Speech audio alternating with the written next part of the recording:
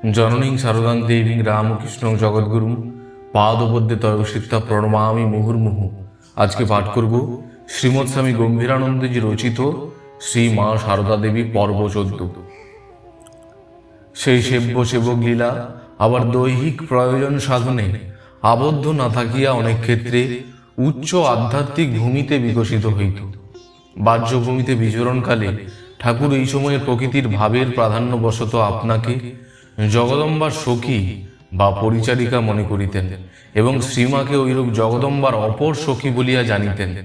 শ্রীমাও সানন্দে ও সযত্নে কাঁচুলি ও অলঙ্কারাদি দ্বারা ঠাকুরকে নারী বেশে সাজাইয়া দিয়া নিজেকে তাহার সখী ভাবিয়া উল্লসিতা হইতেন। এই সেবা বিষয়ে তাহার কোনো দাবি দাওয়া ছিল না। ঠাকুর যখন যতটুকু যেভাবে চাহিতেন তিনি তাহাই সম্পাদন করিয়া তৃপ্ত থাকিতেন। ষোড়শী পূজার প্রায় 1 বৎসর পরে শ্রী মা অসুস্থ হইয়া পড়িলেন। ঠাকুরের দ্বিতীয় রসদ্দার শ্রীযুক্ত শম্ভুনাথ মল্লিক ডাক্তার প্রসাদবাবুকে ডাকাইয়া চিকিৎসা করাইলেন, কিন্তু কোনো ফল হইল না। অগত্যা দক্ষিণেশ্বরে থাকিয়া ঠাকুরের উদ্বেগ উৎপাদন অনুচিত মনে করিয়া শ্রী মা সকলের পরামর্শে কামারপুকুর হইয়া জয়রামবাটি চলিয়া গেলেন।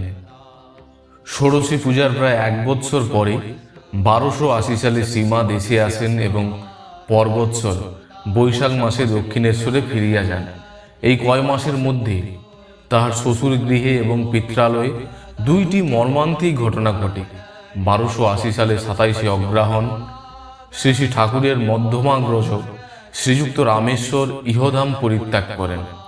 ওই বৎসরে কালীমামার উপনয়নের 4র্থ দিনে রাম নবমী তিথিতে 26 মার্চ 1874 শ্রী মায়ের রামগত প্রাণ পিতৃদেব শ্রীযুক্ত রামচন্দ্র ইহলোক ত্যাগ করিয়া যান।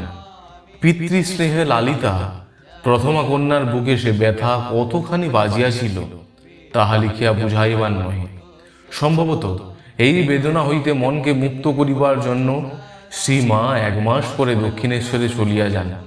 এই গমনের সহিত হয়তো পিতৃকুলের নিদারুণ দারিদ্র্যেরও একটা সম্পর্ক ছিল।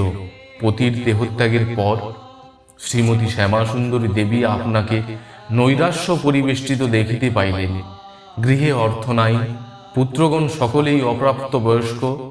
রামচন্দ্রের দেহত্যাগে যাজন ক্রিয়া লব্ধ, আয়ের পথ রুদ্ধ, চাষ আবাদ দেখিবার উপযুক্ত লোকের অভাবে উহাও বিশৃঙ্খলাগ্রস্ত। দেবর ঈশ্বরচন্দ্র কলিকাতার পৌরোহিত্যের দ্বারা কিঞ্চিত অর্থ সঞ্চয় করিলেও স্বীয় ব্যয় সংকুলানের পর জয়রামবাটিতে প্রেরণের জন্য কিছুই উদ্বৃত্ত থাকে না। এই রূপ সংকটে পড়িয়া শ্যামাসুন্দরী কায় ক্লেশে পরিবার পালনে প্রবৃত্ত হইলেন। গ্রামে বারুজ্যে পরিবার তখনও সঙ্গতিশালী ছিলেন।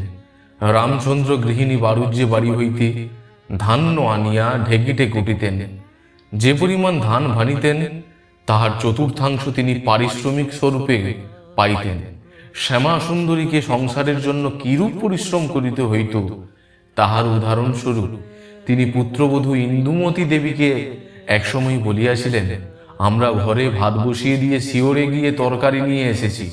আর বলিয়াছিলেন 16 পাকা 1 সারিতে 16টা উনুন জ্বলছে, তাতে রান্না করেছি 1 হাঁড়ি ভাত আর 1 ধুচুনি চালের জন্য।